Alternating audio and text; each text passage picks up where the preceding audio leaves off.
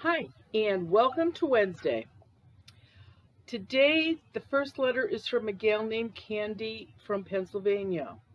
My dad died, and I believe his spirit was in my house for a while. I heard banging, slamming cabinet doors, and loud footsteps when I was home alone.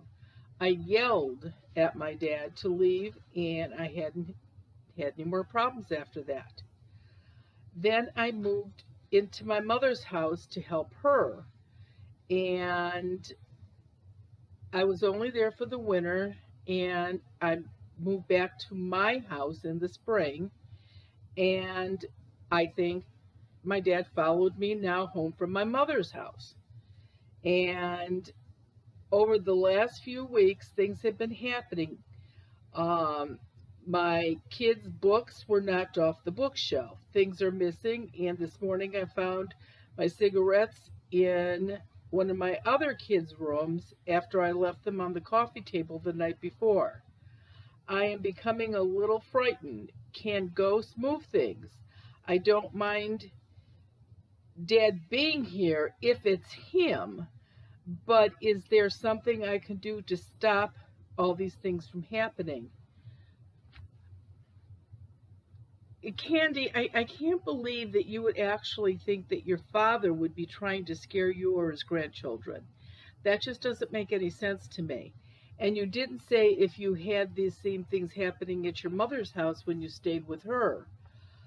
I'm thinking this is not your father. And you don't say how long ago your dad died, but if it's been over 6 months, you or your mom, somebody should have had a dream of him by now. And that'll be your dead giveaway that he is in heaven and he is not doing this. Please stop screaming at the ghost to leave. All you're doing is giving them way more energy. Totally ignore them. You're a perfect candidate to come onto Zoom. Let's see exactly what the heck is going on in the house, especially since you've got kids. You really don't want somebody in the house that you didn't invite. Of course, you can try having the house blessed by an ordained priest or minister. You can try smudging, but I think before you even go to any of that, you should probably get on Zoom and see if there's something there. Okay, this one is from Dee Dee. Um, Hi, Marianne. You came to my house years ago to help a ghost crossover. We had just moved into a new house, but she came home with me from work. I'm a realtor, and you placed quince seeds above all my doors. However, since I'm still in real estate, I am paranoid that this will happen again. Can they still come to stay with me and my family? No, as long as your quince seeds are where they're supposed to be, nobody could get in with you again. And Dee Dee, there should be a seed in your car that I gave you so nobody rides with you, and you should be wearing one. Anybody that's in real estate really should have one. Um, this was a very interesting and eye opening experience and adventure for me.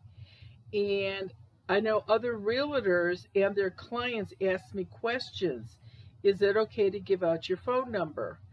Of course it is. But you might be surprised. I think that in this Cleveland area, I can't even tell you how many real estate companies that I do work for. Um, Seriously, if they've got people, for an open house walking in the front door and running out the back door, there's a problem. And a lot of times, if the house is cleared and the seeds are up and the house is priced right, it'll usually sell within 2 to 3 weeks after. Okay, thanks. This one is from Darla in Massachusetts. When I heard you on Coast to Coast, I decided to read your book. I couldn't get through to the end of the book. The more I read, the more I understood, the more my senses kicked in. The whole point of reading this was to learn if there is a way to tune the sixth sense, in or out. I think you mean like ESP. I think that's what you mean. My husband didn't believe in ghosts, but this couple of experiences with our female cat has changed his mind. Our cat is very social. At night, she sleeps with us and never leaves our side. One night, my husband couldn't sleep. When he opened his eyes, both the cats were not in the room with us. He went to the living room, and both of them came to him from under the couch shaking. He didn't think much about it at first, but about a month ago then, he was up once again at 2 o'clock in the morning, and because he couldn't sleep, he saw our female cat standing, meowing very loudly and growling at nothing. Now, let me tell you, our cat is not the growling type. I read your book, and I understand that there's different kinds of ghosts, traveling ghosts, ghosts that stay, ghosts that are attached, everything you mentioned in your book. I do not believe we have a living ghost with us, but I do believe we have a few travel through our place now and then. I hope this is just not my imagination, but sometimes when I'm taking a shower, I feel like someone is watching me, and that scares me. So the point of all of this and why I've written is, what do you think I should do? Well, the first thing I think you should do, Darla, is get on Zoom with me so we can see if there is something going on in the house. And even if you just have some that are coming and going, I still would be able to pick that up. So definitely get on Zoom and let's see what's going on. It would worry me because if you do have a regular ghost there that's like there, a lot, I don't like that it's, scaring the animals. That's not right. So why don't you try coming on Zoom?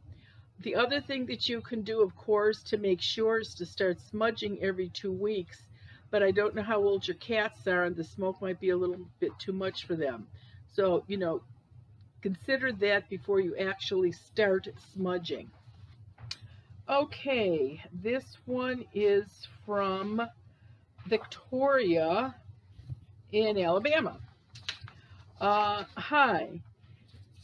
Can an adult become more sensitive to ghosts, or are you gifted at birth with that ability? I'm going to stop here. Almost all children see ghosts. They see their guardian angels. They see spirits, that little kid ghosts that have died and haven't crossed over. They're imaginary friends. They could be talking to spirit guides. But as the child gets older, it sort of disappears and they don't use it as much. So you could do it. Excuse me. You could do it, but you don't want to talk to them and give them a whole lot of energy. Several years ago, we lived in a house that dated back to pre-Civil War, and my child was 3 years old at the time. Talked about little girls that he played with in our house. I researched, and as best as I could find, traced the family that lived there back to an epidemic that killed 3 of the children. So I'm wondering if these 3 little girls are who died in this house. I felt watched and would hear things when I was dozing off to sleep. My daughter saw children and an old man. We never felt afraid. But when we sold the house a few years later and the family that moved in told me all the things that they were experiencing, we had with my daughters the same identical thing. I always wanted to be more sensitive to that, but was not sure that was possible. Victoria, I've come to the conclusion that when people start to get around 45, 50, it starts coming back. And my advice to you or anybody that wants to know how to do this more is read as much as you can. But keep this in mind, anybody that writes a book, including me, what I write about works for me. That doesn't mean that that's going to work for everyone. And so read all the books you can, keep half of the information, throw the other half out. You need to figure out what works for you. And now, because all of this has become so popular, there are very many, now I don't know about in Alabama, but there are many uh, psychic, uh, psychic shops and, I like to call them woo-woo shops that offer classes and all this stuff. So this might be something you might be interested in. But there's no sense in you getting on Zoom because this seems like this happened, all of this went on in the house that you are not living in now. But, start reading, see if that doesn't help. Okay, this one is from Callista.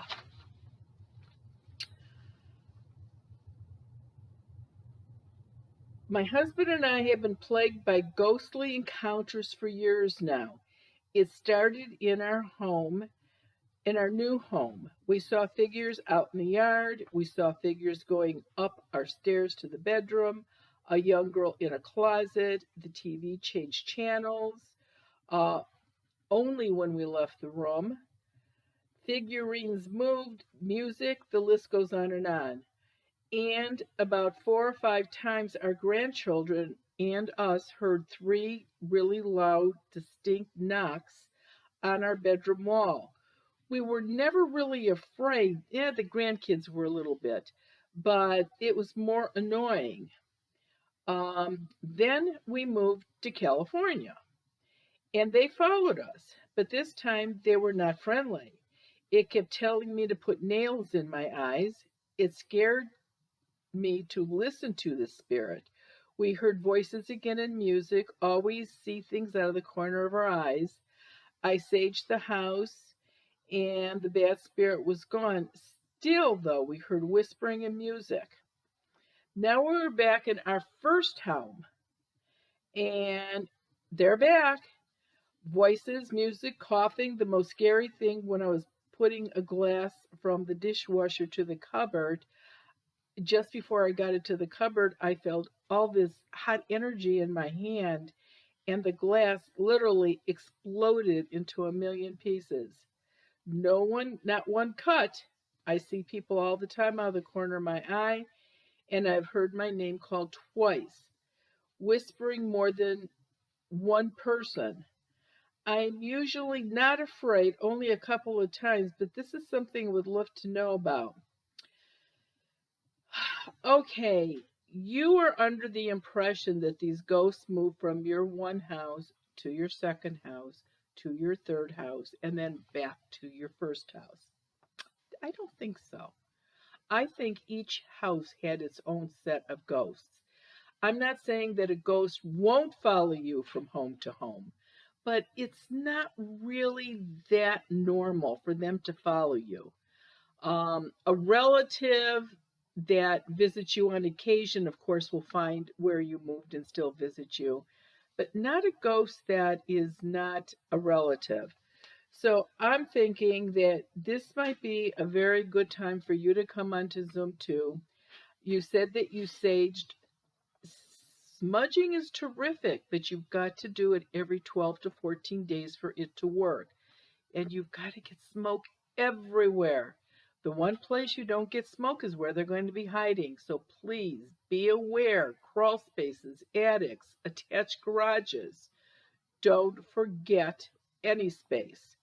And again, Callista, try coming on Zoom and let's see if there's actually really something in the house. Okay, that is it for today. And we will be back next week. It is unbelievable, June 1st. I can't even imagine where half a year has gone already. And we'll do it again next Wednesday. So have a great week. Bye bye, everybody.